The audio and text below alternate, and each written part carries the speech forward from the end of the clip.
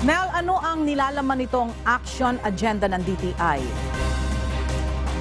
Kapunahing layo ng Food Logistics Action Agenda na matiyak na available at kaya ang presyo ng mga pagkain para sa mga Pilipino at makukuha ang tamang produkto sa tamang oras. Nakapaloob sa inaprobaang action agenda na ito ng Department of Trade and Industry ang mga estratehiya upang ito ay maging matagumpay.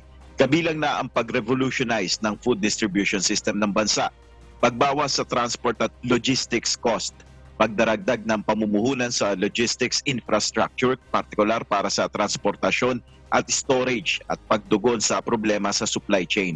Kaugnay nito, iniendorso ng DTI kay Pangulong Marcos na maisama sa priority measures ng administrasyon ang logistics-related measures tulad ng International Maritime Competitiveness Act na layong palakasin naman ang Maritime Industry Authority para ma-regulate ang shipping lines at mabantayang mabuti sa sobrang shipping charges. Yan muna ang ating update. Balik sa iyo, Ella. Maraming salamat, Nel Maribuhok.